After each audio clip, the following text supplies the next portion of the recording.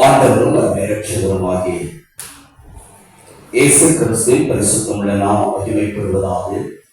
இருக்கிறவரும் இருந்தவரும் வருகிறவருமாகிய சர்வ வல்லமையுள்ள ஆண்டவர் இயேசுவின் நாமத்தில் தேவ சன்னிதானத்திலிருந்து உங்களுக்கு வாழ்த்துக்களை கொண்டு வருகிறேன். அல்லேலூயா.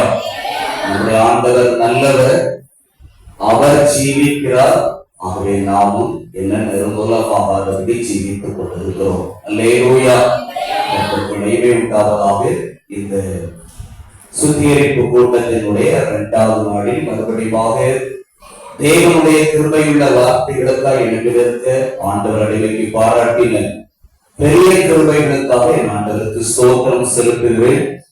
அருமையானவர்களே, இந்த நாளில் அன்பிற்குரிய பாஸ்டர்களையும் அருமை குடும்பத்தினரையும் ஆண்டவர் இயேசுவின் நாமத்தில் வாழ்த்துகிறேன். அருமையாய் நம்மை பாடல் துதி ஆரால் நடத்தின அன்பிற்குரிய போதர்களை வாழ்த்துகிறேன்.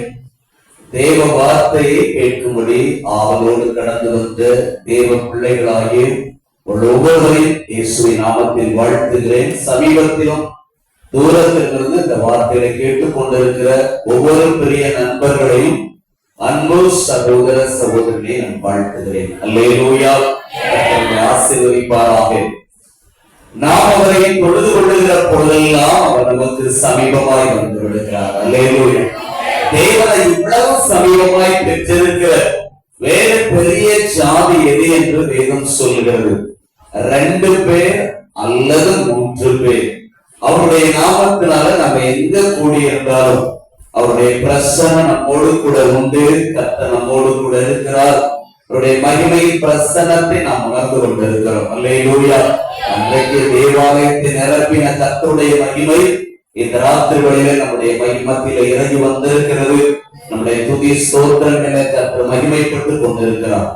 பிரியமானவர்களே, இந்த நாளிலும் ஆண்டவர் நம்மோடு கூட பேசுவாராக. அவருடைய வார்த்தை நம்மோடு கூட இடைப்படுவதாக. தேவனுடைய வார்த்தை ஒருபோதும் வெறுமையாய் திரும்புவதே இல்லை. அல்லேலூயா. அவர் அனுப்பின காரியமாய் நிச்சயமாய் வாய்க்கும். மாறி உறைந்த மழை வானத்திலிருந்து இறங்கி பூமியை நனைத்து விதைக்கிறவனுக்கு விதை, புசிக்கிறவனுக்கு ஆகாரத்தை கொடுக்கிறது எப்படியோ அப்படியே என் வாயிலிருந்து புறப்படும் வசனம் இருக்கும் என்று சொன்னார் அல்லவா? நிச்சயமாய் அவர் அனுப்பின காரியமாய் வாய்க்கும். ஆண்டவர் நம்மோடு கூட இடைப்படுவதாக. வாழ்க்கையில பல வேதனைகள், பல சோதனைகள், பல விரக்திகள், பல உபத்திரவங்கள், பல பாடுகளை ஒருவேளை இந்த நாட்களை சந்தித்துக் கொண்டிருக்கலாம். நம்முடைய நம்பிக்கை எல்லாம் உலர்ந்த எலும்புகளை போல உணர்ந்து போயிருக்கலாம். இனிமே நான் தளர்ந்து வாழ முடியுமா? இனிமே நான் என்னால் சலிக்க முடியுமா? ஆண்டவருக்கா சாட்சியா ஜீவிக்க முடியுமா? இனிமே என் குடும்பத்துல அந்த நன்மை கிடைக்குமா? இனி எனக்கு ஒரு நம்பிக்கை உண்டா? ஒருவேளை நம்பிக்கைகள் உலர்ந்த எலும்புகளை போல உலர்ந்து போயிருக்கலாம். கர்த்தர் சொல்லுகிறார், அவருடைய ஆவியினால் நிச்சயமாய் முடியும். அல்லேலூயா. கர்த்தரால் கூடாத காரியம் ஒன்றும் இல்லை. தேவன் சகலத்தையும் செய்ய வல்லவர். இந்த ராத்திரிகளில் உன்னுடைய நம்பிக்கைகளை கர்த்தர் துளிர்விட செய்வாராக. எந்த உபத்திரவத்தின் மத்தியிலும் துவண்டு போய்விடாதீர்கள். நீங்களும் நானும் சேவிக்கிற ஆண்டவர் பல நேரங்கள்ல நம்மை மறந்து விட்டது போல தெரியலாம். பல நேரங்கள்ல நம்முடைய ஜெபங்களுக்கு பதில் கிடைக்காதது போல தெரியலாம். சங்கீதக்காரர் சொல்லும் போல, தேவன் இரக்கம் செய்ய மறந்தாரோ, கோபத்தினால தமது உருக்கமான இரக்கங்களை அடைத்துக் கொண்டாரோ, வாக்கு தத்தமானது தலைமுறை தலைமுறைக்கு ஒழிந்து போயிற்றோ, ஆண்டவரையே மறந்து விட்டாரோ என்று சொல்லி எண்ணக்கூடிய அநேக சூழ்நிலைகள் உடைய தனிப்பட்ட வாழ்க்கையில, குடும்ப வாழ்க்கையில வந்திருக்கலாம். பிரியமான தேவனுடைய பிள்ளைகள், மனம் துவண்டு போய்விடாது. நாம் சேவிக்கிற கர்த்தர் பெருங்காற்றில் இருந்தோம், புயலின் மத்தியிலும் உத்தரவாதி செய்கிற தெய்வம். அல்லேலூயா. உபத்திரவத்தினுடைய ஆழ குழிக்குள்ள போயிட்டார் யோபு. ஆனா வேதம் என்ன சொல்லுகிறது? யோபு 38 வாசிக்கிற கர்த்தர் பெருங்காற்றிலிருந்து யோபுவுக்கு உத்தரவு அருளினார். பெருங்காற்று மோதி அடிக்கிற போதும் ஆண்டவருடைய சத்தங்கள் தொனிக்கும். திகைத்து போய்விடாதீர்கள். கர்த்தருக்கு மகிமை உண்டாவதாக. ஆண்டவர் நம்மோடு கூட நம்முடைய வாழ்க்கை படகுல இருக்கிற போதும் புயல் உண்டு. அதே சமயத்தில் ஆண்டவருடைய ஊழிய பாதையில கவனிச்சு பாருங்க, சீசனை மட்டும் அக்கறைக்கு போக சொல்றாரு, அவர்களை அனுப்பி விடுகிறார். அவர்கள் தனியா போகிற போதும் காற்றடித்ததும் புயல் வந்தது. மற்றொரு முறை இயேசு படகுல இருக்கிற போதும் புயல் வந்தது. ஆனா ரெண்டுக்கு என்ன வித்தியாசம்? அவர் கூட இருப்பார் என்றால் உடனடியாய் எழுந்து இறையாவை அமைதலா இரு என்று சொல்லி அதட்டி அமைதிப்படுத்துவார். அல்லேலூயா. ஆகவே தேவ பிள்ளைகளுடைய வாழ்க்கையில சிங்கக்கெதியே வராது என்று அல்ல, அக்னி சூளையே வராது என்று அல்ல, அக்னி சூளையின் மத்தியிலும் சிங்கக்கெதியின் மத்தியிலும் தேவன் நம்மை வழிநடத்த வல்ல தேவனாய் இருக்கிறார். ஒன்று உன்னை சேதப்படுத்துவதில்லை, நீ பயப்படாமல் அமர்ந்திருக்கப்பா. கர்த்தர் சொல்லுகிறார், நீ பயப்படாமல் அமர்ந்திருக்கப்பா, அமர்ந்திருக்கப்பா. கர்த்தருக்கு மகிமை உண்டாவதாக. பாவம் பெருகின இடத்துல கிருபை பெருகினர் மாத்திரமல்ல, பாடுகள் பெருகுகிற போதும் தெய்வ மக்கள் மத்தியில கிருபை பெருகும். அல்லேலூயா. தேவ மனுஷனாய பவுல கவனிச்சு பாருங்க, சரீரத்தில் இருக்கிற பலவீனம் நீங்கிறதுக்காக 3 முறை கர்த்தரிடத்தில் ஊக்கமாக ஜெபிக்கிறார். மறுபடியும் அந்த முள் நீக்கப்படும்படி ஜெபிக்கிறார். ஆண்டவருக்கு கொடுத்த பதில் என்ன? என் கிருபை உனக்கு போதும். அல்லேலூயா. அந்த முள் நீக்கப்படாவிட்டாலும் கிருபை போதும், கிருபை போதும், கிருபை போதும். நான் அடிக்கடி சொல்லுகின்ற ஒரு சம்பவம் உண்டு.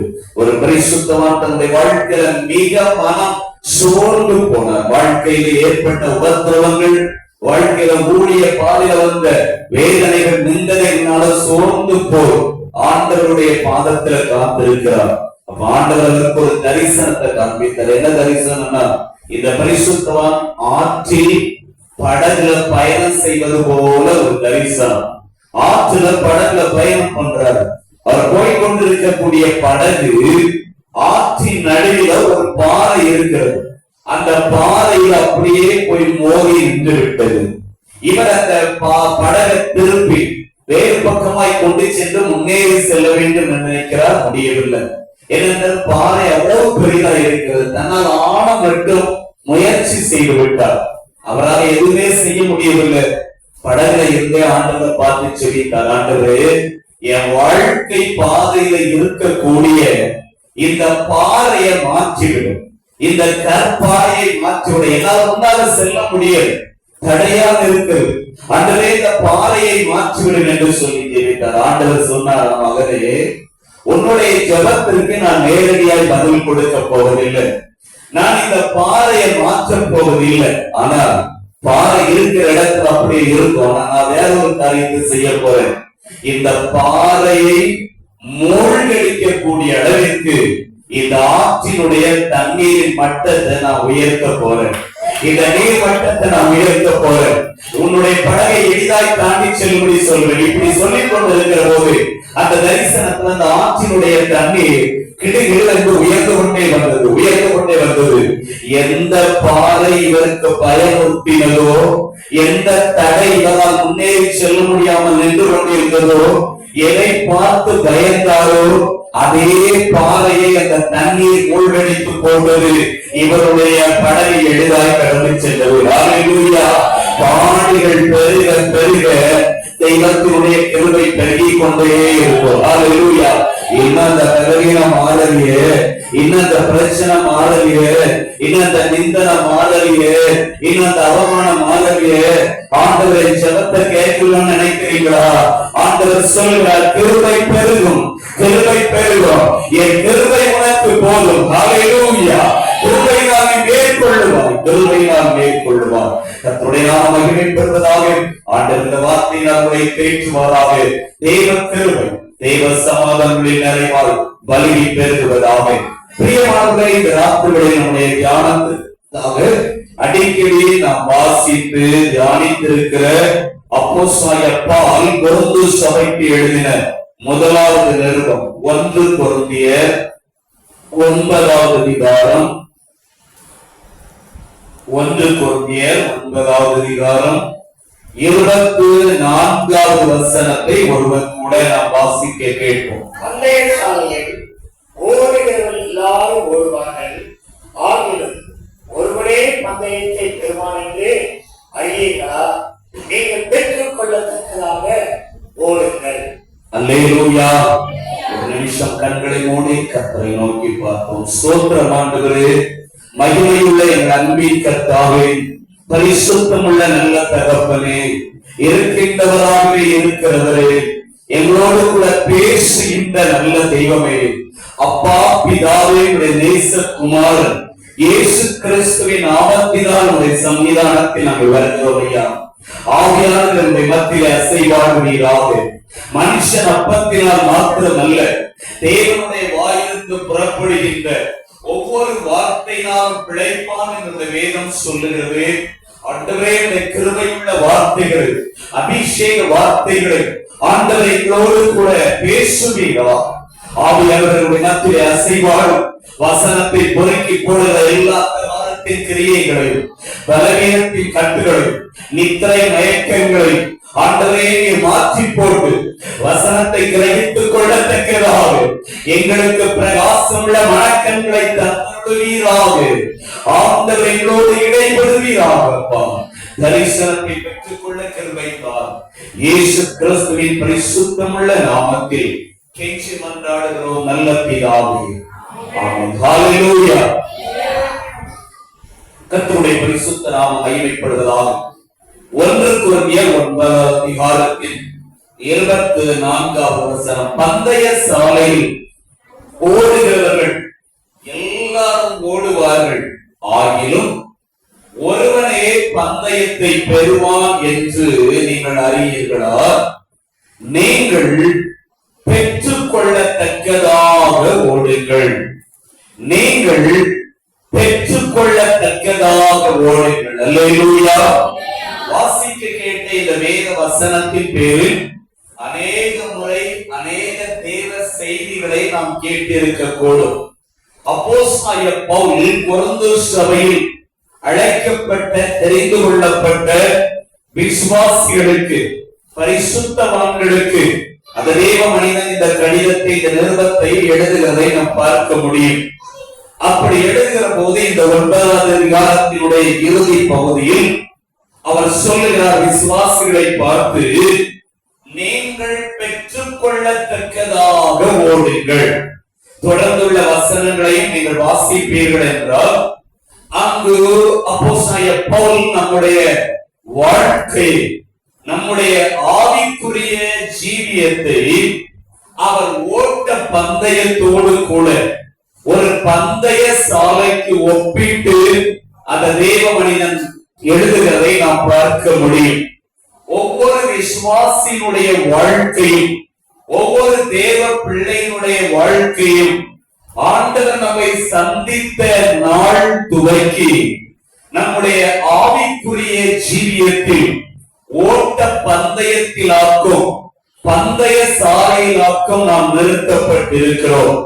பிரியமான கர்த்தருடைய பிள்ளைகளே, தாயின் வயிற்றில் உருவாகும் முன்பதாகவே நம்மை கண்டுபிடித்த ஆண்டவர், நீங்களும் நானும் அவரை தெரிந்து கொள்வதற்கு முன்பதாகவே அவர் நம்மை தேடி வந்தார்.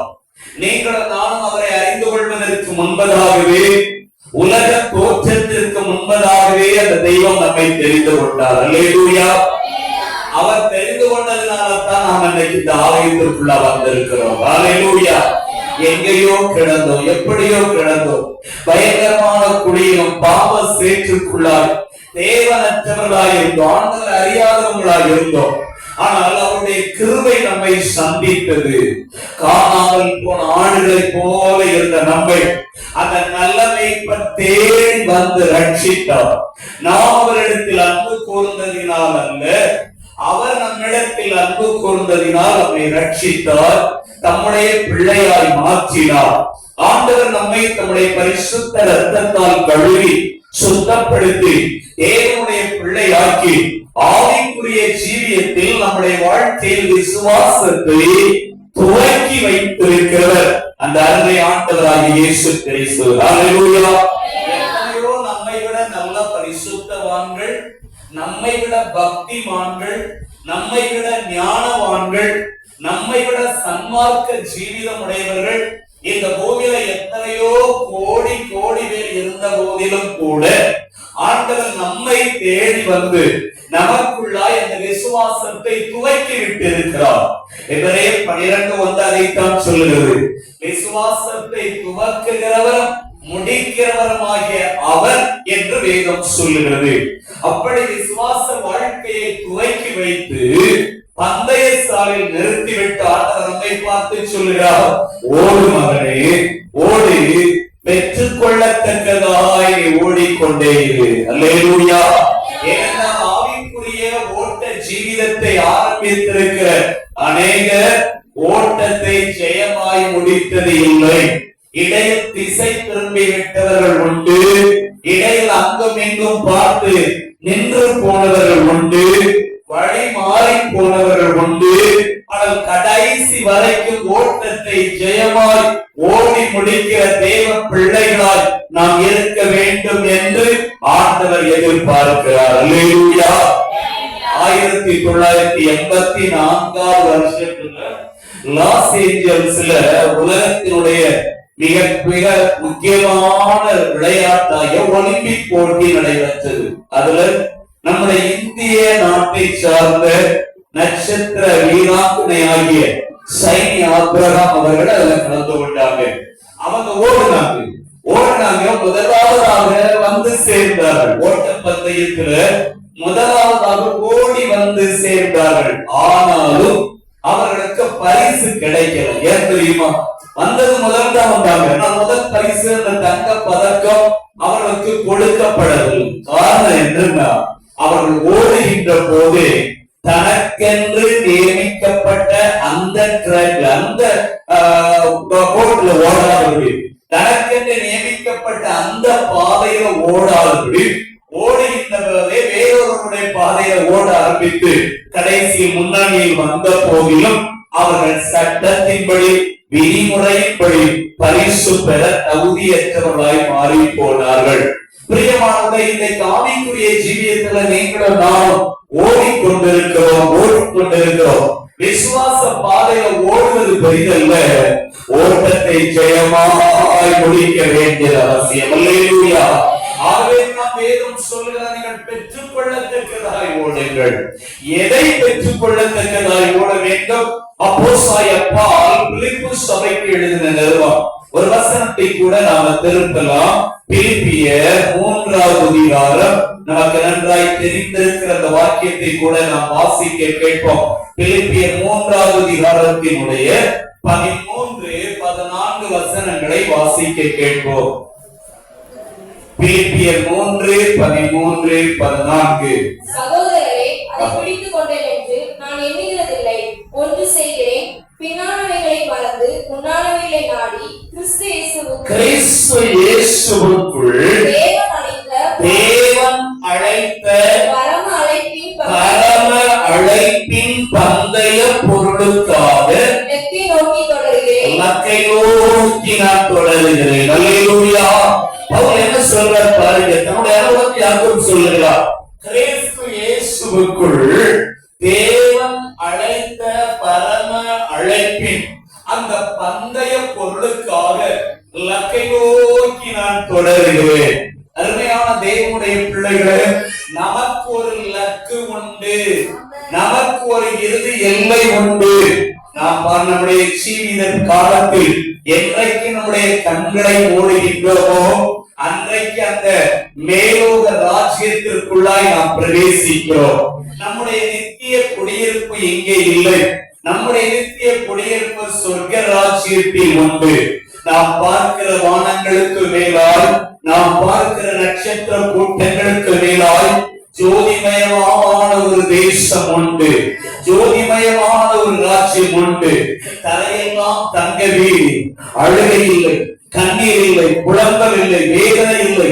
அந்த மகிமையின் தேசத்திற்குள்ளாய் செல்வதற்காகத்தான் அந்த நித்திய இளைப்பாறுதலுக்குள் பிரவேசிப்பதற்காகத்தான் இந்த நாளில் நாம் ஓடிக்கொண்டே இருக்கிறோம். லக்கை அடைய வேண்டியது அவசியம். லக்கை அடைந்து விட்டால் அங்கே நமக்கு என்ன வைக்கப்பட்டிருக்கிறது? பந்தய பொருள் வைக்கப்பட்டிருக்கிறது. அல்லேலூயா. ஜீவிதத்துல நம்ம ஓடுகின்ற ஓட்டத்துல லக்கை தொடுகின்ற போது, ஜெயமாய் ஓடி முடிக்கிற போது, அங்க அப்போஸ்தலர் 1:9-14 அப்போஸ்தலர் பவுல் சொல்லுகிறார், அங்கே அழிவில்லாத கிரீடத்தை பெறுகிறவர்களாகிய நாமோ என்று அவர் சொல்லுகிறார். லக்கை அடைந்து விட்டால் போதும், அங்கே அநேக கிரீடங்கள் தேவ பிள்ளைகளுக்கு வைக்கப்பட்டிருக்கிறது. அழிவில்லாத கிரீடம் உண்டு, மகிமையின் கிரீடம் உண்டு, வாடாத கிரீடம் உண்டு, அருமையானவர்களே ஜீவ கிரீடம் உண்டு. தேவன் ஒவ்வொருவருக்கும் ஒவ்வொரு வித்தியாசமான கிரீடங்களை ஆண்டவர் வைத்திருக்கிறார். அல்லேலூயா. அடுப்பின் அடியில கிடந்தவர்கள் இருந்தாலும் வெள்ளியால் அலங்கரிக்கப்பட்ட புராசரக போல நம்மை மாற்றி வைத்திருக்கிற கர்த்தர் லக்கை அடைந்து விட்டால் போதும், சொர்க்கராஜ்யத்தை அடைந்து விட்டால் போதும், அழிவில்லாத கிரீடங்கள் காத்துக் கொண்டிருக்கிறது, மகிமையான கிரீடங்கள் காத்துக் கொண்டிருக்கிறது, ஜீவ கிரீடங்கள் காத்துக் கொண்டிருக்கிறது. மகிமையின் கிரீடத்தை தேவனாய் வைத்து காத்துக் கொண்டிருக்கிறார். வைத்துக் கொண்டுதான் ஆண்டவர் சொல்லுகிறார், தேகம் போன்ற திரளான சாட்சிகளோடு கூட சேர்ந்து பரலோகம் சத்தமிடுகிறது, நீ பெற்றுக் கொள்ளத்தக்கதாய் ஓடிவிடு. அல்லேலூயா. இழந்து போய்விடாது, இழந்து போய்விடாது, இடையில் நின்று விடாது. பெற்றுக் கொள்ளத்தக்கதாய் ஓடுங்கள், பெற்றுக் கொள்ளத்தக்கதாய் ஓடுங்கள். விசுவாசிகளான அருமையான தேவனுடைய பிள்ளைகள், தெய்வத்தால் தெரிந்து கொள்ளப்பட்ட என் பெரிய சகோதரே சகோதரியே, ஆண்டவருடைய சத்தம் இந்த ராத்திரியிலே தொனிக்கிறது. பெற்றுக் கொள்ளத்தக்கதாய் ஓடுங்கள். ஏன்னா பரலோகம் சத்தம் இடுகிறது. ஜெயம் கொள்ளுகிறவன் எவனோ அவனுக்கு ஜீவ விருட்சத்தின் கனி உண்டு. ஜெயம் கொள்ளுகிறவன் எவனோ அவன் 2வது மரணத்தினால் சேதப்படுவதில்லை. ஜெயம் கொள்ளுகிறவன் எவனோ அவனை தேவனுடைய ஆலயத்திலே தூணாக்குவேன். ஜெயம் கொள்ளுகிறவன் எவனோ அவனுக்கு நன்வஸ்திரம் தரிப்பிக்கப்படும். ஜெயம் கொள்ளுகிறவன் எவனோ அவனுக்கு புதிய நாமத்தை கொடுப்பேன். ஜெயம் கொள்ளுகிறவன் எவனோ அவனுக்கு ஜாதியின் அதிகாரம் கொடுப்பேன். ஜெயம் கொள்ளுகிறவன் எவனோ அவன் என்னோடு கூட சிங்காசனத்தில் உட்கார்ந்து அருள் செய்வேன். ஜெயம் கொள்ளுகிறவன் எவனோ 2ஆம் மரணத்தினால் சேதப்படுவது இல்லை. ஹல்லேலூயா. மகிமையின் கிரீடம் உண்டு. அங்கே ஜெயம் கொள்ளுகிறவன் எவனோ என்ற சத்தம் தொனிக்கிறது. ஆண்டவர் சொல்கிறார், பெற்றுக் கொள்ளத்தக்கதாய் ஓடிவிடு. இழந்து விடாதீர்கள், இழந்து விடாதீர்கள். நாம் கண்களை மூடுகின்ற போது, என்றைக்கு நாம் கண்களை மூடுகின்றோமோ அந்த மகிமையின் ராஜ்யத்திற்குள்ளாய் பிரவேசிக்கிற போது நமக்காய் அநேக காரியங்களை அவர் வாக்கு பண்ணி வைத்திருக்கிறார். பந்தய பொருள் நமக்கு ஆயத்தமாக்கப்பட்டிருக்கிறது. ஓட்டப்பந்தயத்தில் உலகம் பிரகாரமா ஓடுகிற ஓட்டப்பந்தயத்துல பவுல் எழுதுகிறார், ஒருவனே பந்தயத்தை பெறுவான் என்று அறியீர்களா? ஆனா இந்த ஆவிக்குரிய போராட்டத்தில், ஆவிக்குரிய ஓட்ட பந்தயத்தில் அப்படி இல்லை. யாரெல்லாம் ஜெயம் கொள்ளுகிறார்களோ, யாரெல்லாம் ஜெயம் கொள்கிறார்களோ அத்தனை பேருக்கும் ஆண்டவர் மகிமையான லக்கை, மகிமையான பந்தய பொருளை ஆயத்தப்படுத்தி வைத்திருக்கிறார். அல்லேலூயா. மகிமை உண்டாவதாக. அப்போஸ்தலனாகிய பவுல் இங்கு சொல்கிறார், பிலிப்பு சபைக்கு எழுதுகிற போது, சகோதரரே, நான் அதை பிடித்துக் கொண்டேன் என்று எண்ணுகிறதில்லை, நான் தொடர்ந்து கொண்டே இருக்கிறேன். அந்த 3வது அதிகாரத்தில் லக்கை நோக்கி தொடர்கிறேன், ஓடுகிறேன் என்றுதான் அவர் சொன்னார். ஆனால் அப்போஸ்தலனாகிய பவுல் வயது முதிர்ந்த காலத்துல நீரோ மன்னனால் தலை வெட்டப்பட்டு இரத்த சாட்சியால் அவர் மரிக்குவதற்கு முன்பதாக பவுல் தீமோத்தேயுக்கு கடிதம் எழுதுகிறார். தீமோத்தேயுக்கு கடிதம் எழுதுகிறார், தீத்துவுக்கு எழுதுகிறார். அங்கு சொல்லுகிற போது, நான் தேகத்தை விட்டு பிரியும் காலம் வந்தது, இப்போதே நான் பானபலியாய் வார்க்கப்பட போகிறேன். தன்னுடைய முடிவை பற்றி சொல்ல ஆரம்பிக்கிறார். நான் தேகத்தை விட்டு பிரியும் காலம் வந்தது, கடைசியா எழுதி முடிக்கிறார் தீமோத்தேயுக்கு. நல்ல போராட்டத்தை போராடினேன், ஓட்டத்தை முடித்தேன், விசுவாசத்தை காத்துக்கொண்டு இது முதல் நீதி கிரீடம் எனக்கு வைக்கப்பட்டிருக்கிறது. ஹல்லேலூயா. பிலிப்பு சபைக்கு எழுதுகிறவர் சொன்னார், தொடருகிறேன், ஓடிக்கொண்டே இருக்கிறேன். ஆனா வயது முதிர்ந்த போது அவர் மறைப்பதற்கு முன்பதாக எழுதுகிறார், நான் ஓடி முடிச்சுட்டேன், ஓட்டத்தை ஜெயமா ஓடி முடிச்சுட்டேன், நல்ல போராட்டத்தை போராடி ஓட்டத்தை முடித்து விசுவாசத்தை காத்து கொண்டு நீதியுள்ள கர்த்தர் எனக்காக இந்த கிரீடத்தை வாக்கு பண்ணியிருக்கிற கிரீடத்தை பந்தய பொருளை எனக்கு தரப்போகிறார். அல்லேலூயா. எப்படி பெற்றுக்கொள்ளத்தக்கதாக ஓடுவது? ஒரு விசுவாசி, ஒரு தேவனுடைய பிள்ளை, தேவன் காயப்படுத்தி வைத்திருக்கிற அந்த பந்தய பொருளை பெற்றுக்கொள்ளத்தக்கதா எப்படி ஓட முடியும்? அப்போஸ்தலர் பவுலினுடைய வாழ்க்கையில் இருந்து சில காரியங்களை இந்த ராத்திரிகளில் சுருங்கிய சமயத்திற்குள்ளாய் நாம் சிந்திக்கலாம். நீங்களும் நான் பவுலை போல நல்ல போராட்டம் போராடி ஓட்டத்தை ஜெயமாய் முடித்தேன் என்று ஒரு நாளில் சாட்சியிட வேண்டும் என்றார். பவுல் எப்படி ஓட்டத்தை ஜெயமாய் முடித்தார்? முதலாவது நாம் வாசிக்க முடியும் அப்போஸ்தலர் நடவடிக்கைகளின் புஸ்தகம் 9வது அதிகாரம். அப்போஸ்தலர் நடவடிக்கைகளின் புஸ்தகம் நமக்கு தெரிந்திருக்கிற வசனங்கள் தான், அடிக்கடி நாம் கேட்டிருக்கிற சத்தியங்கள். ஆண்டவர் நம்மோடு கூட இணைப்படுவாராக. அப்போஸ்தலர் 9வது அதிகாரத்தில் glory to God ஒரு வசனத்தை கூட நாம் வாசிக்க கேட்போம்.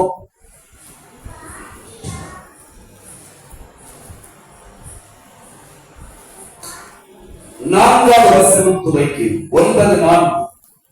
அவன் தரையிலே விழுந்தான். அந்த சவுல் என்று சொல்லப்பட்ட பவுல் தரையிலே விழுந்தான். அப்பொழுது சவுலே சவுலே, நீ என்னை ஏன் துன்பப்படுத்துகிறாய் என்று தன்னுடனே சொல்லுகிற ஒரு சத்தத்தை கேட்டான். அதற்கு அவன், ஆண்டவரே நீர் யார் என்றான். அதற்கு கர்த்தர், நீ துன்பப்படுத்துகிற இயேசு நானே, உதைக்கிறது உனக்கு கடினமாம் என்றார். 6வது வசனம். அவன் நடுங்கி திகைத்து, ஆண்டவரே திகைத்து, நான் என்ன செய்ய சித்தமாய் இருக்கிறீர் என்றார். ஆண்டவரே நான் என்ன செய்ய சித்தமாய் இருக்கிறீர் என்றார். அப்போஸ்தலர் பவுல் ஆண்டவராய் இயேசு கிறிஸ்துவை ஏற்றுக்கொள்வதற்கு முன்பதாக அவர் தன்னுடைய யூத மார்க்கத்திலே அத்தனை வைராக்கியமாய் இருந்தவர். அந்த சவுல் பரிசேய மார்க்கத்தின்படி சிறிதளவும் குற்றம் சாட்டப்படாதவர், கீர்த்தி பெற்ற தர்சு பட்டணத்தில் பிறந்தவர், மிக சிறந்த ஞானி, அறிவாளி, கமாலியலின் பாதத்தில் உட்கார்ந்து படித்தவர். அத்தனை பெரிய ஞானியாகிய அந்த சவுல் ஆலோசனை சங்கத்தினுடைய உறுப்பினராய் இருந்தவர். ஆனால் தாம் கொண்டிருந்த யூத மார்க்கத்திற்காக வைராக்கியம் உடையவராக ஆதி கிறிஸ்தவரை அவர் துன்பப்படுத்தினார். அப்படி துன்பப்படுத்துகிற போது தமஸ்குவுக்கு நேராய் சென்று தமஸ்குவில் உள்ள கிறிஸ்தவர்களை, விசுவாசிகளை அவர் சிறையில் அடைக்கும்படிக்கு அங்கு புறப்பட்டு செல்லுகிறார். சம்பவத்தை நீங்கள் அறிவீர்கள். போகிற வழியிலே நடுவழியிலே கர்த்தராகிய இயேசு அவரை சந்திக்கிறார். பேரொளியினால் தகிக்கப்பட்டவனாய் கீழே விழுகிறார். அப்பொழுது ஒரு சத்தம் தொனிக்கிறது, சவுலே சவுலே, நீ ஏன் என்னை துன்பப்படுத்துகிறார்? இவன் உடனடியாய் கேட்கிறான், ஆண்டவரே நீர் யார்? ஆண்டவர் சொல்லுகிறார், நீ துன்பப்படுத்துகிற இயேசு நானே. அல்லேலூயா. ஆண்டவர் தன்னை யார் என்று வெளிப்படுத்துகிறார். உன்னை சந்திக்கிறது யார்? உன் வழியில குறிக்கிடுகிறது யார்? உன் பாதையில வந்து தடுத்து நிறுத்துகிறது யார்?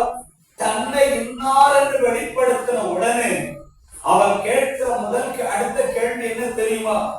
ஆண்டவரே நான் என்ன செய்ய சித்தமாயிருக்கிறேன்? அல்லேலூயா.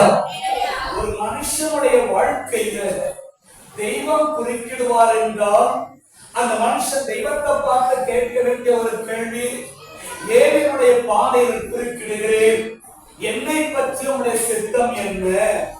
என்னை பற்றி உங்களுடைய நோக்கம் என்ன?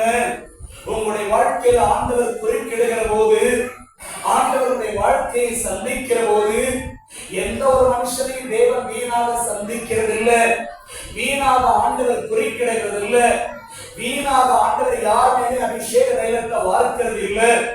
தேவன் சந்திக்கிறார் என்றால் அதற்கு ஒரு நோக்கம் உண்டு, தரிசனம் உண்டு. அல்லேலூயா. சவுல் தன்னை சந்தித்த இயேசுவை பார்த்து கேட்கிறார், ஆண்டவரே நான் என்ன செய்ய சித்தமா இருக்கிறேன்? ஆண்டவர் தன்னுடைய சித்தத்தை அவனுக்கு வெளிப்படுத்துகிறார்.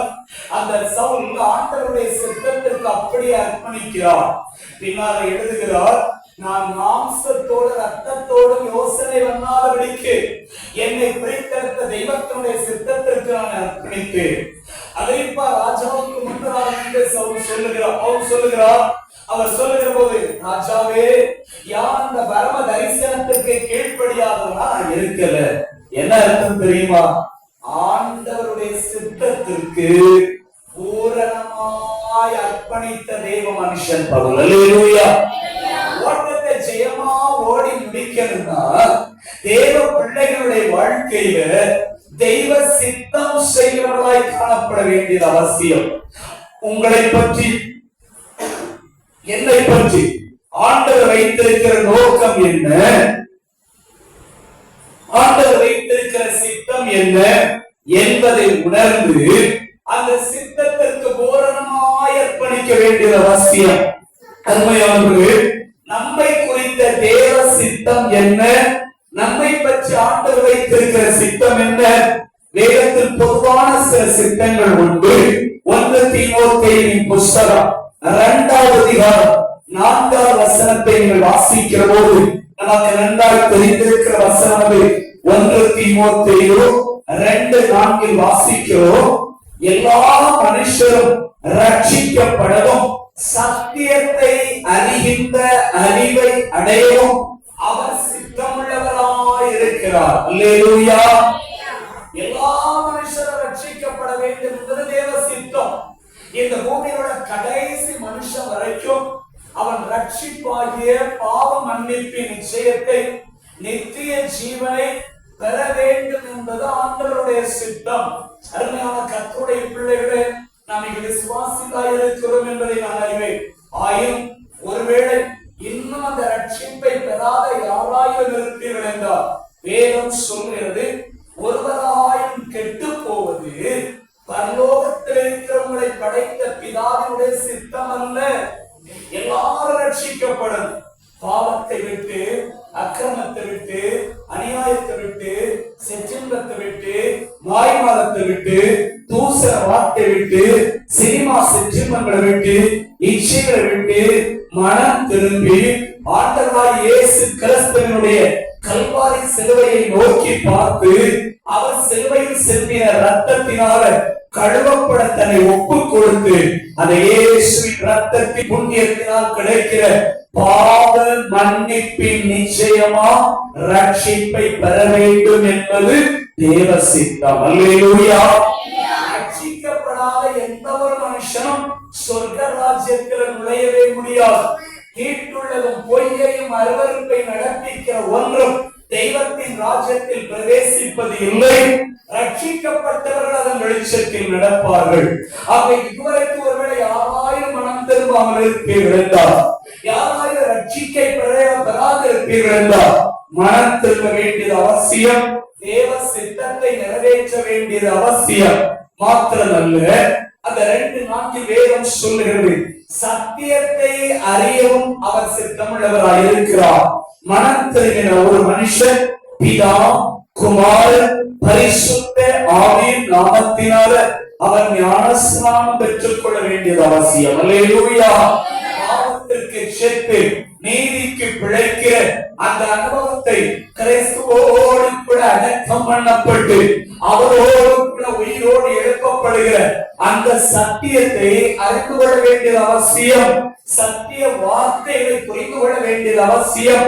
ஓட்டத்தை ஜெயமா ஓடி முடிக்க வேண்டும் என்றால் தேவ சித்தம் செய்கிற மனுஷனாய் காணப்பட வேண்டியது அவசியம். தேவ சித்தம் என்ன?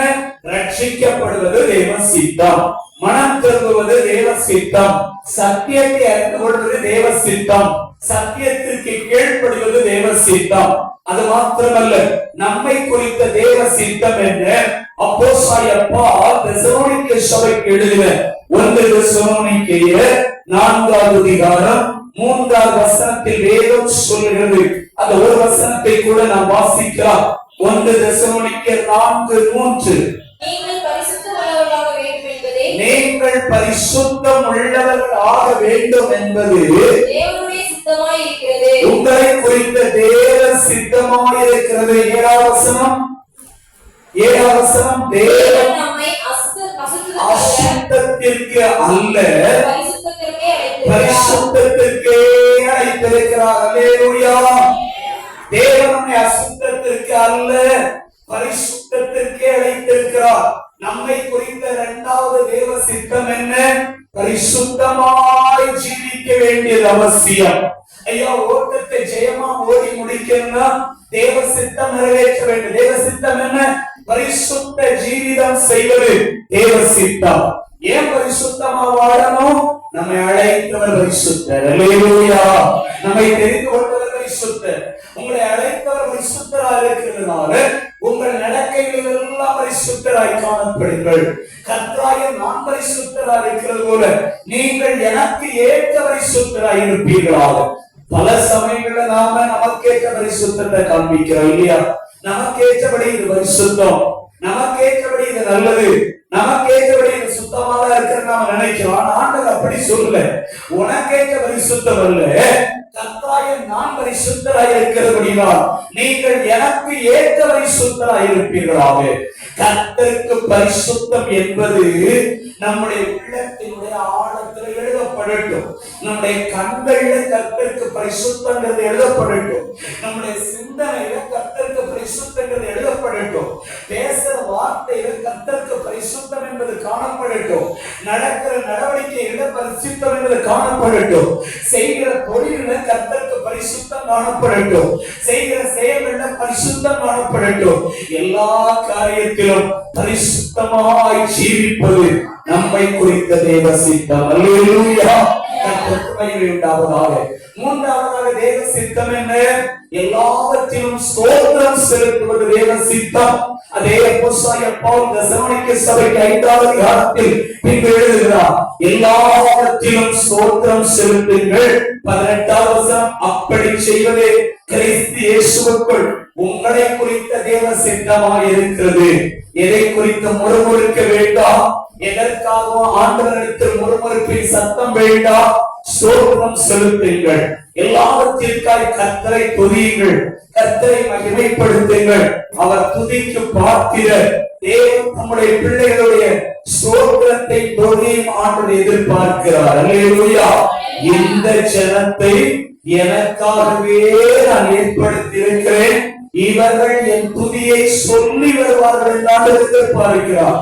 அது எல்லாவற்றிற்காய் ஸ்தோத்திரம் செலுத்துங்கள்.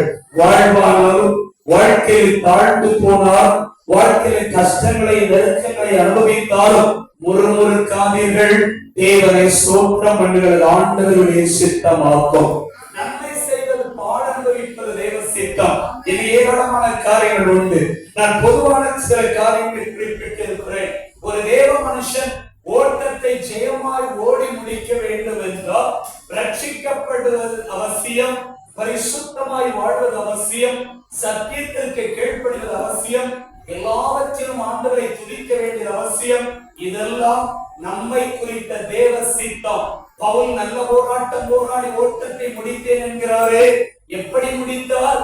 ஆண்டவரே, நான் என்ன செய்ய சித்தமாய் இருக்கிறேன் என்று ஒரு நாளில் கேட்டால், சித்தத்தை அறிந்தால் மூச்சு ஒடுங்குகின்ற நாள் வரைக்கும், ஆண்டவருக்காய் மரிக்கின்ற நாள் வரைக்கும் அந்த சித்தத்திலேயே ஓடிக்கொண்டிருந்தார். ஹல்லேலூயா.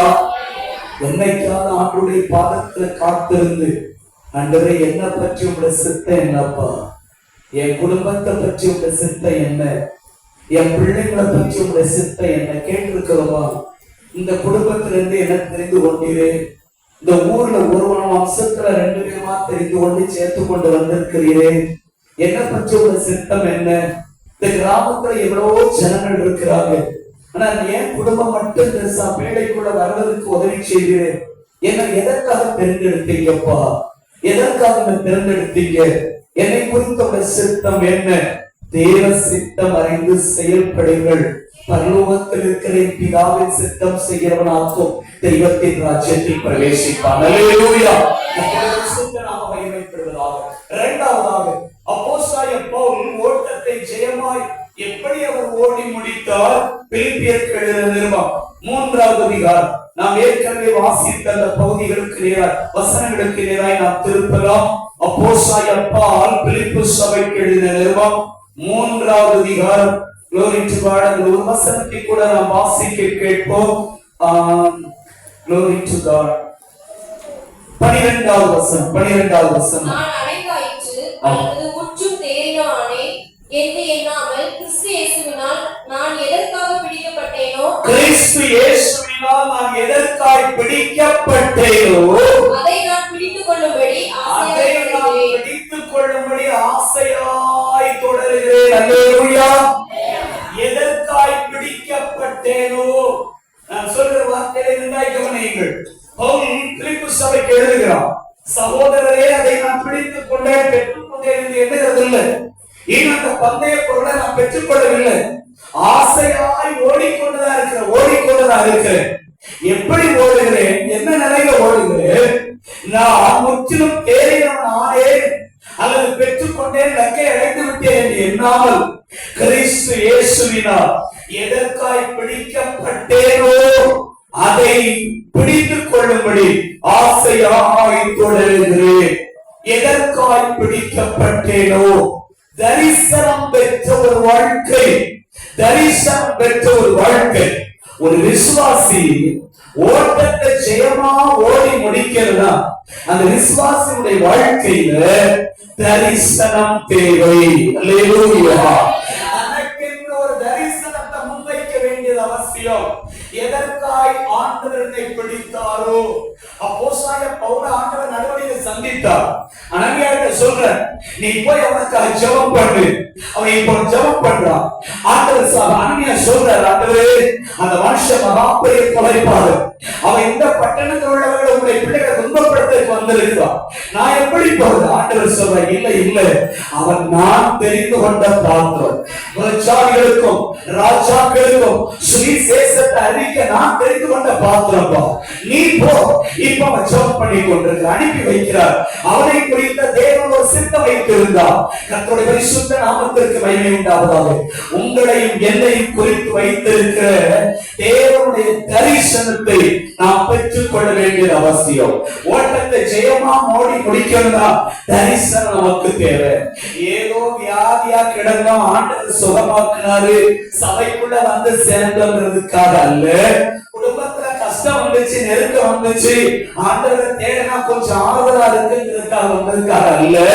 நமக்கு ஒரு தரிசனம் தேவை. அல்லேலூயா. தரிசனம் இல்லாத இடத்துல ஜனங்கள் சீர்கெட்டு போவார்கள். கண் சொருகி போன குருடனா நம்ம இருக்க கூடாது. ஆண்டவர் என்ன என் குடும்பத்துல தெரிந்தெடுத்திருக்கிறாரா? எதற்காக தேவன் என்னை பிடித்துக் கொண்டார்? இந்த கிராமத்துல ஆண்டவர் என்னை பிடித்துக் கொண்டாரா? எதற்கோ ஒரு காரியத்திற்காக ஆண்டவர் என்ன என் குடும்பத்துல தெரிந்தெடுத்திருக்கிறார். ஆராதனை மத்தியில தேவன் என்ன பிடித்திருக்கிறாரா? ஆண்டவர் என் மூலமா என் குடும்பத்தை ரட்சிக்க போறாரு. என் மூலமா என்னுடைய கிராமத்தை சந்திக்க போறாரு. என் மூலமா என்னுடைய சொந்தக்காரங்களை சந்திக்க போறாரு. எதற்காய் பிடிக்கப்பட்டேனோ? அல்லேலூயா. எதற்காய் பிடிக்கப்பட்டேனோ? இந்த வார்த்தைகளை உங்க உள்ளத்தின் ஆழத்தில் பதித்துக் கொள்ளுங்கள். ஏன்பா என்ன சந்திச்சீங்க? எதுக்குப்பா என்ன ரட்சித்தீங்க? ஏன்பா என்ன அபிஷேக தைரியத்தை ஊற்றினீங்க? எதற்காகப்பா என்ன எனக்கு வெளிப்படுத்தினீங்க? ஏதோ ஒரு நோக்கம் உண்டு, ஏதோ ஒரு தரிசனம் உண்டு. அந்த தரிசனத்தோடு ஓடுங்கள். அல்லேலூயா. நீ தரிசனம் இல்லாமல் ஓடிக்கொண்டிருந்தால் திசை மாறி போய் விடுவார். தரிசனம் இல்லாமல் ஓடிக்கொண்டிருந்தால் இடையே நின்று விடுவார். தெய்வ மக்களுக்கு தரிசனம் வரட்டும் ஐயா, தரிசனம் வரட்டும். ஆபிரகாம் ஆண்டவர் அழைத்தார், இனத்தை விடு, ஜனத்தை விடு, சொந்த தேசத்தை விடு, காண்பிக்கிற தேசத்துக்கு போய் என்று சொன்னார். வேதம் சொல்லுகிற விசுவாசத்தினால போகிற இடம் இன்னது தெரியாது. ஆனா ஆண்டவர் சொல்லிட்டார், போயிட்டே இருக்கிறார், நடந்து தெரிகிறார். ஆண்டவர் சொல்றார், நடந்து தெரி, கண்களை ஏறிட்டு பார், நீ நடந்து தெரி. வேதம் சொல்லுகிறது, அவன் பரதேசி என்பதை உணர்ந்து பரதேசியா இருக்கிறான்னு சொல்லி நடந்து தெரிந்து கொண்டே இருக்கிறார், அழைத்து கொண்டே இருக்கிறார். ஏன்னா கர்த்தர் காண்பிக்கிற ஒரு தேசம். ஆண்டவர் என்ன போனி சொல்லிட்டாரு, நான் போய்கொண்டே இருப்பேன். தரிசனத்தோடு கூட நடந்தாயா. ஏன்னா ஆண்டவர் வாக்கு கொடுத்துட்டாங்க, கால் வைக்கிற தேசம் ஒரு நாள் உனக்கு சொந்தமாகும், கண் பார்க்கிற பூமி உனக்கு சொந்தமாகும். அப்ப அவனுக்கு ஒரு அடி நிலம் கிடையாது. இந்த வாக்கு தத்தத்தை கொடுக்கிறது ஒரு அடி நிலம் சொந்த பூமி கிடையாது. ஆனா ஆண்டவர் சொல்லிட்டாங்க, தேசத்தோட தரப்போறேன். அவனுக்கு ஒரு தரிசனம் வந்துச்சு, இந்த தேசம் என் சந்ததிக்கு கிடைக்கும். நடக்கிறான் ஜெயமாய் நடந்து முடித்தார். ஹல்லேலூயா. ஒரு சந்ததிக்கு தேசத்தை கொடுக்கிற ஒரு பிள்ளை இல்ல, ஒரு கர்ப்பத்தின் கனி கிடையாது. ஆண்டவர் சொல்ற, வானத்தை நட்சத்திரத்தை போல பெருக போகுது, கடற்கரை மணலை போல பெருக போகுது. நம்ம நான் விசுவாசித்தா தரிசனத்தோடு கூட காணாதவைகளை குறித்து ஆண்டவர் எனக்கு தர போறாரு, என் சந்ததிக்கு தர போறாரு. பிரியமான கர்த்தருடைய பிள்ளைகள் யார் தரிசனம் பெற்றவர்களா இருக்கிறாங்களோ அவர்கள்தான் ஜெயமாய் ஓடி குடிக்க முடியும்.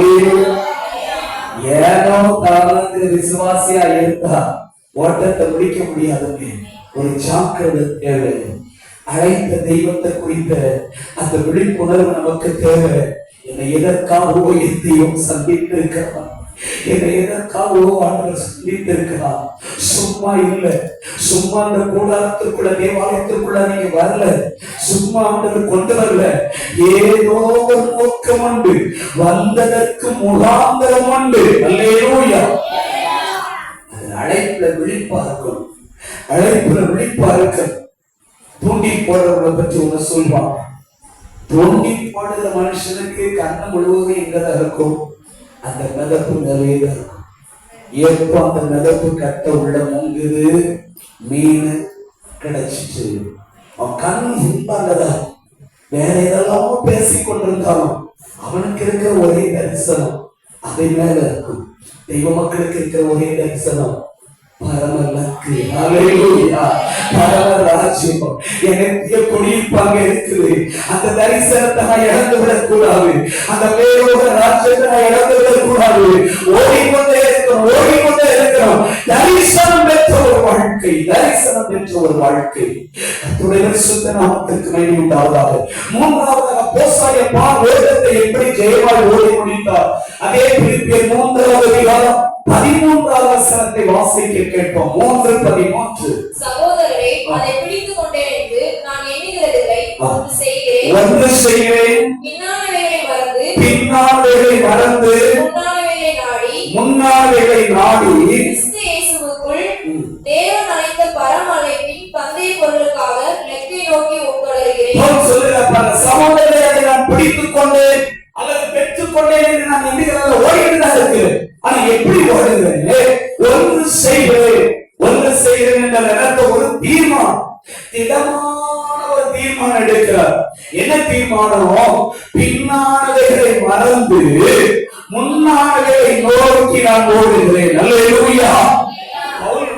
சாதாரணமான ஒரு மனிதர் அல்ல.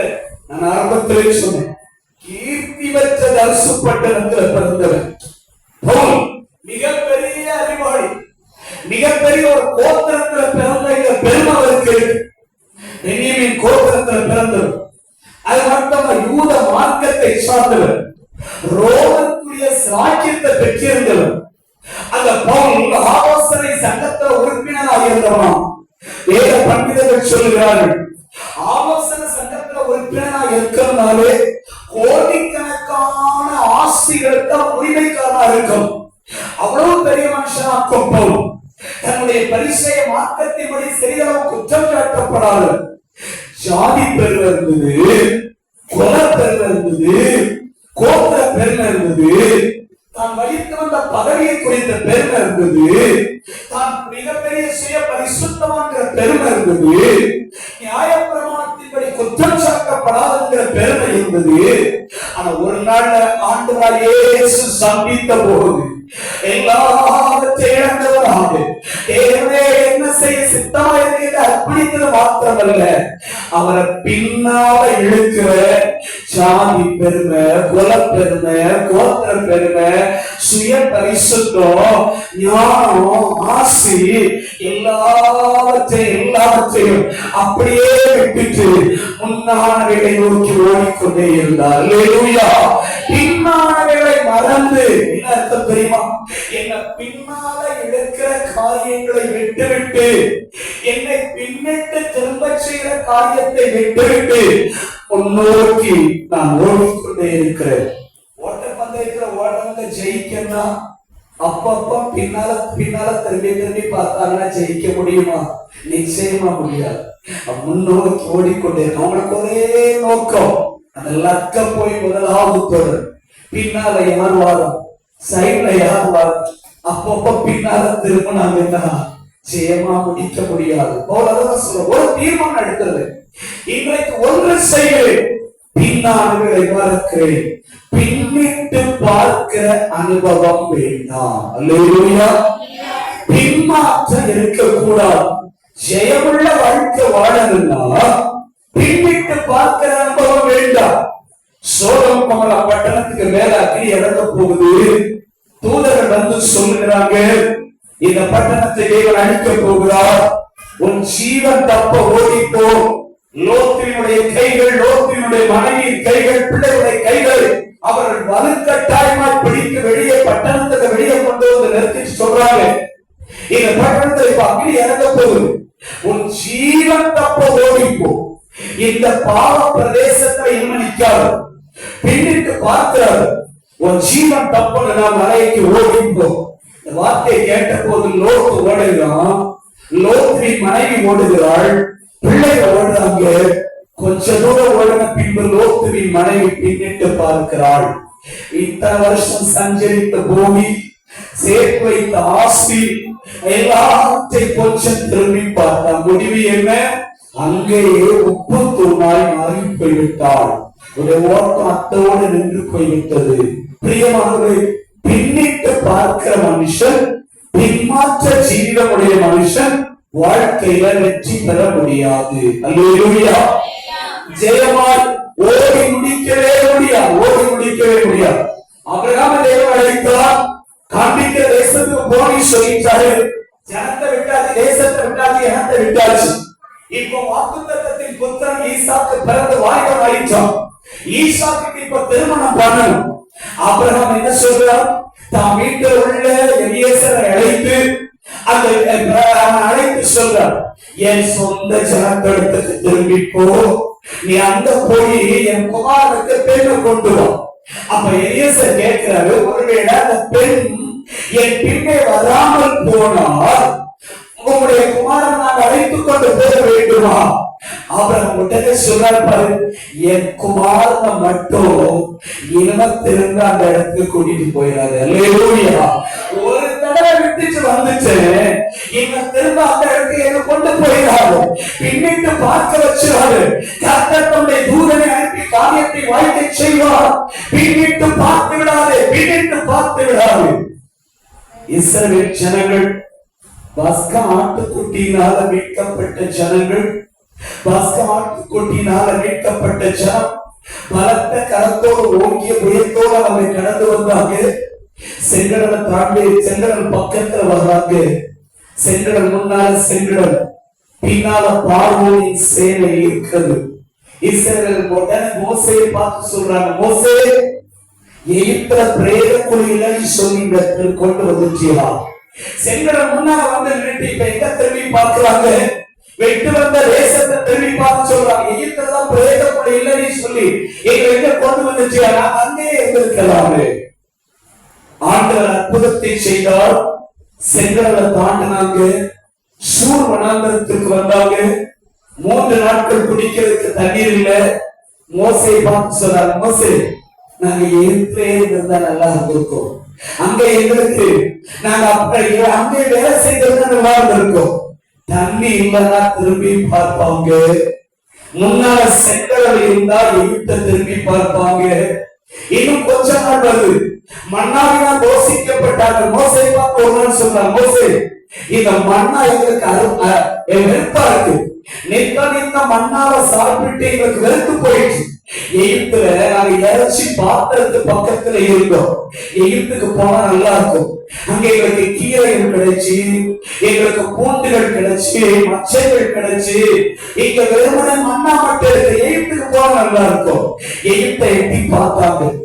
இப்ப துர்ச்செய்தி கேட்கிறாங்க. ஏனாம 16 10 பேர் வந்து துர்ச்செய்தி சொல்றாங்க. உடனே சொல்றாங்க, மோசே பார்த்து, மோசே நாங்க எகிப்துல இருந்திருக்கோம், நல்லா இருந்திருக்கோம், ஏழைகளை கொண்டு வந்து இப்போ ஒரு தலைவரை ஏற்படுத்தி கொண்டு நாங்க எகிப்துக்கு போவோம். நல்லா கவனிச்சு பாருங்க. தண்ணி இல்லையா, உடனே பின்னால திரும்பி பார்த்துருவாங்க.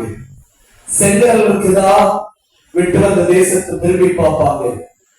மண்ணாதான் இருக்கிற இறைச்சி இல்லையா, தேசத்தை திரும்பி பார்ப்பாங்க. பின்னால துர்ச்செய்தி கேட்கிறாங்களா, பின்னால திரும்பி பார்ப்பாங்க. முடிவு என்ன? அவர்கள் நடந்த நடையை கானானை நோக்கி, ஆசரிப்பு கூட சுமந்துட்டு எங்க கொண்டு போறாங்க, கானானை நோக்கி. மேகசம அக்னிசம எங்க வழிநடத்துது, கானானை நோக்கி. நடக்கிற நட கானானை நோக்கி, மேகசம அக்னிசம கானானை நோக்கி. தேவ ஊழியக்காரர்கள் ஆரோன் மோசே கானானை நோக்கி நடத்துறாங்க. ஆனா இருதயத்தில் வசனம் அப்படி சொல்லுது, அவர்கள் தங்கள் இருதயத்தில் எகிப்திற்கு திரும்பினார்கள். முடிவு என்ன? வனாந்தரத்தில் அப்படியே அவர்கள் அடக்கம் பண்ணப்பட்டு போனார்கள். எகிப்திலிருந்து புறப்பட்ட 2 பேரை தவிர அத்தனை லட்சக்கணக்கான ஜனங்களுடைய ஓட்டம் வனாந்தரத்திலே நின்று போய்விட்டது. காரணம் என்ன தெரியுமா?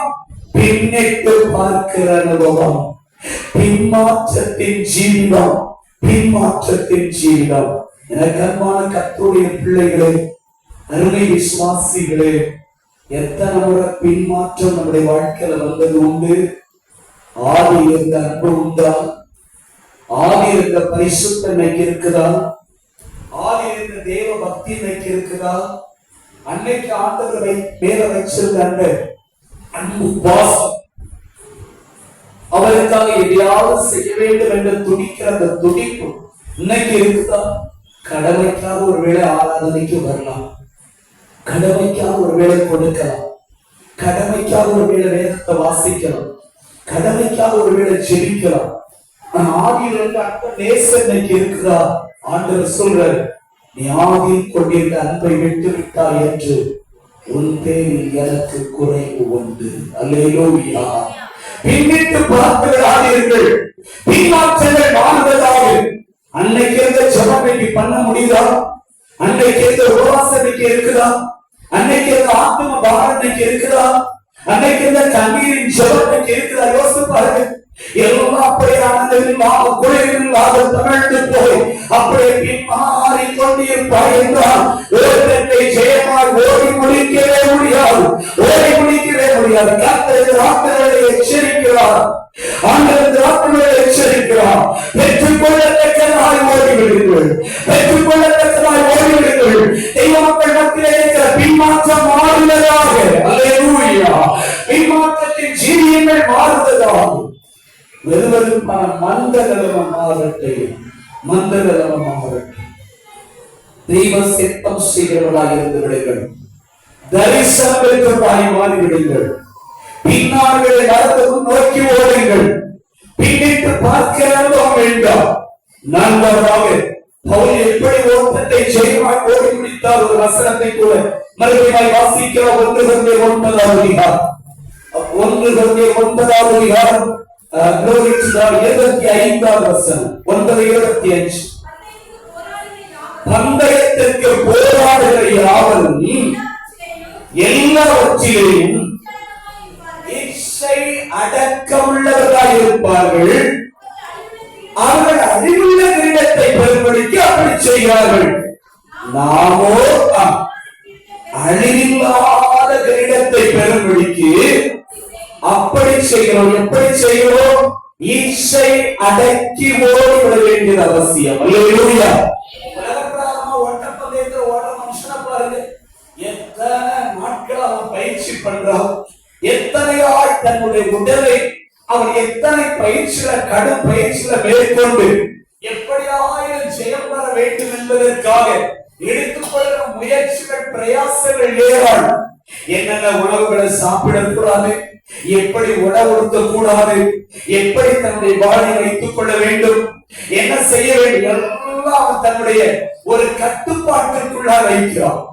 அழிவுள்ள கிரீடத்தை பெறதுக்கே அப்படி செய்வான் என்றால் அழியாத வாழாத ஜீவ கிரீடத்தை, மகிமையின் கிரீடத்தை, நித்திய கிரீடத்தை பெறக்கூடிய தெய்வ மக்களாக உங்களுடைய என்னுடைய வாழ்க்கையில இச்சை அடக்கம் எத்தனையாய் தேவை. அல்லேலூயா. மாமிச இச்சை, கண்களின் இச்சை, ஜீவனத்துடைய பெருமை, சிற்றின்பம், பாவ பழக்க வழக்கங்கள், இந்த காரியங்களை எல்லாம் வெறுத்து இச்சையடக்கம் உள்ளவர்களாக, தன்னை தானே ஒடுக்குகிறவர்களாக, தன்னை தானே கட்டுப்படுத்துகிறவர்களாக சொல்றாங்க கடைசி வசனத்துல, ஆகையால் மற்றவர்களுக்கு பிரசங்கிக்கிற நாம் தானே ஆதாரமாய் போய்விடாதபடிக்கு என் சரீரத்தை ஒதுக்கி நான் கீழ்ப்படுத்துறேன். என் ஆசை, என் இச்சை, என்னுடைய எண்ணங்கள், என் வெறுப்பு எல்லாத்தையும் அடக்கி ஒடுக்கி இழந்துடக்கூடாது, பந்தயத்தோட இழந்துடக்கூடாது.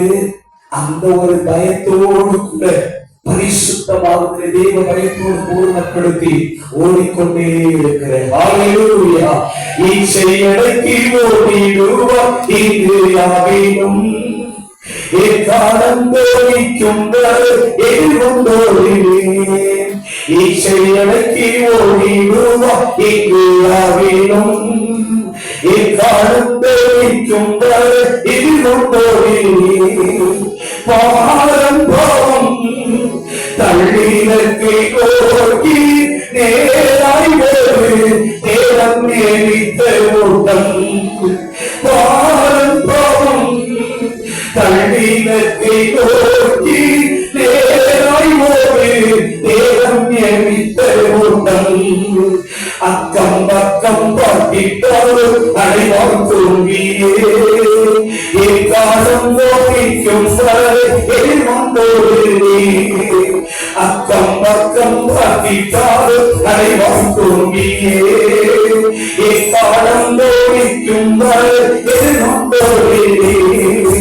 பாவம் பாரம் தள்ளிமத்தை நோக்கி நேராய் ஓடு தேவன் ஏழைத்த ஓட்டம். பாரம் பாவம் தள்ளிமத்தை நோக்கி நேராய் ஓடு தேவன் ஏழைத்த ஓட்டம். நல்ல போராட்டம் போராடி ஓட்டம் முடித்தார். வல்லதி சுவாசம் நீதியும் கிரீடம்.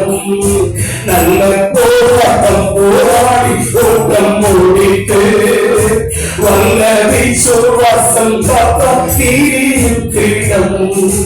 பாவம் பாரம் தள்ளினத்தை நோக்கி நேராய் ஓடு தேவன் ஏவித்த ஓட்டம்.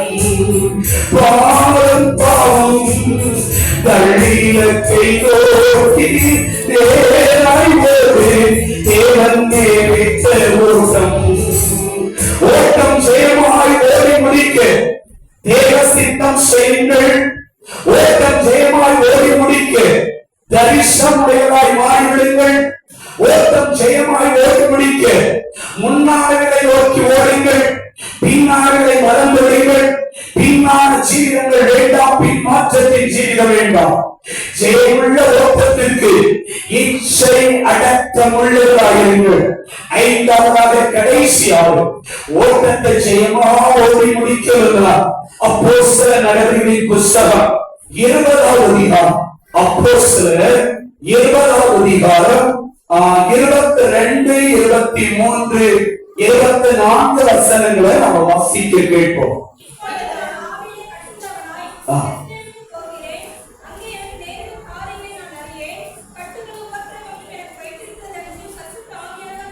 நான் எருசலேமுக்கு போகிறேன், அங்கே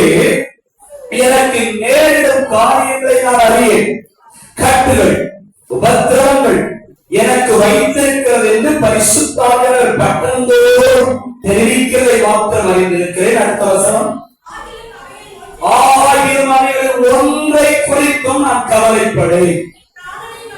என் பிராணனை நான் அருமையாய் எண்ணேன்.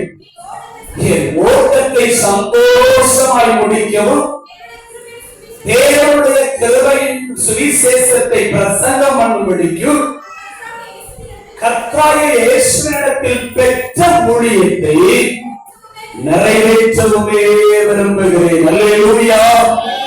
அப்போஸ்தலனாகிய பவுல் அந்த எபேசு மூப்பரோடு கூட பேசிக் கொண்டிருக்கிறார். கடைசியாக ஜெருசலேமுக்கு போவதற்கு முன்பதாக அவரோடு பேசிக் கொண்டிருக்கிறதோ சொல்கிறார், ஆவியில் கட்டுண்டவனாய் இப்ப நான் ஜெருசலேமுக்கு போறேன். ஆனா ஆவியானவர் ஒன்று சொல்றார், பட்டணங்கள் தோறும் உனக்கு கட்டுகள் இருக்கு, உபத்திரம் இருக்கு, பாடு இருக்கு, நெருக்கம் இருக்கு, இவை எல்லாம் உனக்கு உண்டு சொல்றார். எல்லாத்தையும் சொல்லிட்டு பவுல் சொல்றாரு, ஆகிலும் இவைகள் ஒன்றை குறித்து எனக்கு கவலையே இல்லை. எதை குறித்து கவலை இல்லை?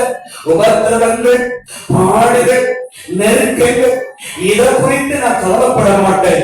என் ஓட்டத்தை செய்யமாக ஓடி முடிக்க விரும்புகிறேன். அல்லேலூயா. அவளுக்கு வந்து கிறிஸ்து இயேசுவுக்கு அதிகமாய் பிரயாசப்பட்டேன், அதிகமாய் அடிபட்டேன், அதிகமாய் காவலில் வைக்கப்பட்டேன். யூதர்களால் 1 முறை 40 5 முறை அடிக்கப்பட்டு கள்ளரால் யோசனை வந்தது உண்டு, கள்ள சகோதரனால் யோசனை வந்தது உண்டு. பசி, நிர்வாணம், தாகம், குளிர், பட்டினி, இப்படியெல்லாம் நான் யோசனை அனுபவித்து எத்தனையோ கப்பல் பயணங்கள் சேதங்கள் ஏற்பட்டது உண்டு. பவுல் தன்னுடைய அனுபவத்தால் அவ்வளவு உபத்திரவப்பட்டா கூட இப்பவும் கடைசி எருசலேமுக்கு போறேன். என்ன நடக்க போகுதுன்னு எனக்கு தெரியாது. ஒண்ணு மட்டும் தெரியும், எனக்கு என்ன உபத்திரம் வந்தாலும் அதெல்லாம் எனக்கு கவலை இல்லை. உபத்திரவத்தை பற்றி என்னத, என் ஓட்டத்தை சந்தோஷமாய் ஓடி முடிக்க விரும்புகிறேன். அல்லேலூயா. பிரியமானவர்களே, ஓட்டம் ஜெயமா ஓடி முடிக்கணும்னா இந்த பூமியில நம்மை சுற்றி நெருங்கி நிற்பது பாவம் மட்டுமல்ல, பாரமும். எபிரேயர் 12:1 அதுதான் வாசிக்கிறோம். தேவ பிள்ளைகளுடைய வாழ்க்கையில உபத்திரவங்கள் உண்டு, தேவ பிள்ளைகளுடைய வாழ்க்கையில பாடுகள் உண்டு, தேவ பிள்ளைகளுடைய வாழ்க்கையில நெருக்கங்கள் உண்டுதான். உலகத்தினுடைய உபத்திரவத்துக்கு தப்பிதான பிறகு நாங்க ஆலயத்துக்குள்ள வந்தோம், ஆண்டவரை தேடினோம், உபத்திரவம். பிரியமானவர்களே, தேவ பிள்ளைகளுடைய வாழ்க்கையில உபத்திரவங்களும், பாடுகளும், நெருக்கங்களும், கண்ணீர்களும், வேதனைகளும், நிந்தைகள், அவமானங்கள் உண்டு. ஏனென்றால் நீங்கள் நான் போக பாதை விசாலமான பாதை அல்ல, இடுக்கும் வழி நெருக்கமான பாதை முடியாது சொல்லுகிறோம். அல்லேலூயா. அப்போஸ்தலர் 14:22 வாசிக்கிறோம், நாம் அநேக பத்திரங்களின் வழியாய் தெய்வராஜ்யத்திற்குள் பிரவேசிக்கிறோம். உடனே ஒருத்தர் இல்ல, அநேக பத்திரம். அப்போஸ்தலர் பவுல் எழுதுகிறார், கிறிஸ்து இயேசுவுக்குள் தேவபக்தியாய் நடக்கமாதான் இருக்கிற யாவரும் துன்பப்படுவார்கள். தேவன் எழுதுகிறார் 1 பேதுரு 1:5 கொஞ்ச காலம் நீ துன்பப்பட வேண்டியது அவசியம். வேதம் சொல்கிறது, கிறிஸ்தவ ஜீவியம் ரோஜா மெத்தையின் வாழ்க்கை அல்ல. ஆண்டவரை ஏற்றுக்கொண்டதுக்கு அப்புறம் ஸ்தோத்திரம் செலுத்த உபத்திரம் அதிகமாகுதா? சோர்ந்து போய்விடாதீங்க, புரண்டு போய்விடாதீங்க. உபத்திரம் உண்டுதா, பாடு உண்டுதா, நெருக்கங்கள் உண்டுதா, ஆனால் இவையெல்லாம் அதி சீக்கிரத்தில் நீங்கும். லேசான உபத்திரம் நித்திய கனமகிமை உண்டாகும். அல்லேலூயா. கொஞ்ச கால உபத்திரம், கொஞ்ச கால உபத்திரம், இதுல சோர்ந்து போய் துவண்டு போய்விடாதீர்கள். இந்த உபத்திரத்தை மத்தியுடைய தாங்குகின்ற தேவ கரம் உண்டு. அல்லேலூயா. அவர்களை கைவிடுறது இல்லை, அவர்களை கைவிடுறது இல்லை. உன் நெருக்கத்தை அறிந்திருக்கிறார், உடைய கண்ணீரை அறிந்திருக்கிறார், உடைய ஏக்கத்தை அறிந்திருக்கிறார், உடைய பாடலை அறிந்திருக்கிறார், உடைய நிந்தனைகளை அறிந்திருக்கிறார். அந்த ஆதரின் தேவனை திடப்படுத்தி தைரியப்படுத்தி நடத்துவார். கொஞ்ச காலம் மேலும் போன்ற திரள் கூட்டமான சாட்சிகள் சூழ்ந்து சொல்றாங்க, இத்தனை திரளான சாட்சிகள் சூழ்ந்து சொல்றாங்க, ஓடுங்க, இன்னும் கொஞ்ச காலம் வந்துடும். இது முடியும் போது நித்திய ஞான மகிமைக்குள்ளாய் பிரவேசிக்க முடியும். அல்லேலூயா. அன்னைக்கு நாம சொல்ல முடியும், இப்பொழுது பாடு என்னை என்ன செய்திடும், அவ்வளவு வாழ்விக்கான காத்திருக்கிறேன். இப்பொழுது பாடு என்னை என்ன செய்திடும், அவ்வளவு வாழ்விக்கான காத்திருக்கிறேன்.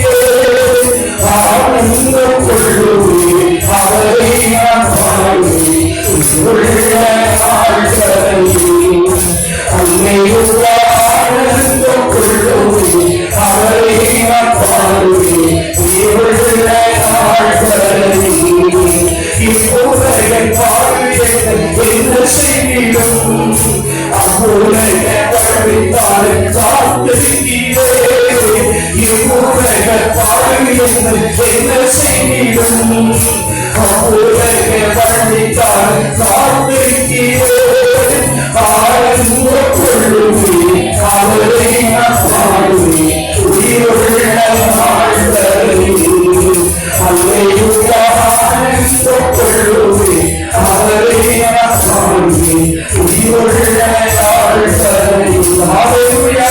ஒரு நாள் ஆண்டவருடைய சத்தம் ஒலிக்கும், அங்கே சிங்காசனத்தின் மத்தியில் ஒரு சத்தம் ஒலிக்கும், வெள்ளையங்களை தரித்திருக்கிற இவர்கள் அங்கு பதில் சொல்லப்படும், இவர்கள் மிகுந்த உலகத்திலிருந்து வந்தவர்கள். அல்லேலூயா.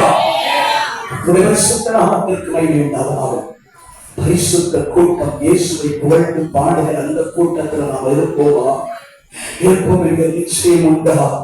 அந்த ஜெயமுள்ள வாழ்க்கை வாழ்ந்து ஓட்டத்தை ஜெயமாய் முடித்து அந்த சொர்க்க ராஜ்யத்தில் பரிசுத்தவான்களோடு கூட சேர்ந்து அந்த மகிமைக்குள் பிரவேசிக்கிற வாக்கியத்தை பெற்றுக் கொள்வோமா? அது இல்லை என்றால் இந்த ராத்திரிகளில் சில தீர்மானங்களை எடுப்போம். நல்ல போராட்டம் போராடி ஓட்டத்தை முடித்தேன் என்று சொல்ல பவுலை போல என்னை பின்பற்ற வாருங்கள் என்று சொல்கிறார்கள். அதை போல நீங்களும் ஓட்டத்தை ஜெயமாய் ஓடி முடிக்க சத்தியத்திற்கு கீழ்ப்படிங்கள், சித்தம் செய்யுங்கள், பின்மாற்றத்தை மாற்றுவிடுங்கள், முன்னோக்கி ஓடுங்கள், தரிசனமாய் வாழ்ந்துவிடுங்கள், இச்சையடக்கமுடமாய் இருந்துவிடுங்கள், பாடுகள் பந்தங்களில் சோர்ந்து போய்விடாதபடிக்கு உறுதியாய் இருந்து ஜெயமாய் ஓடி முடித்தோம். ஹல்லேலூயா. ஜெபத்திற்காக அப்படி விழாப்படி முடிதல் மனதாப்படியாமா லோரிச்சுகா அப்படி விழாப்படி முடிதல் மாத்திரமாக முடியுமா? மற்றவர் அமர்ந்து கொண்டு தலை தாழ்த்தி மாம்ச கண்களை மூடி இதயத்தின் கண்களை தேவனுக்கு நேராக எடுத்தவர்களாக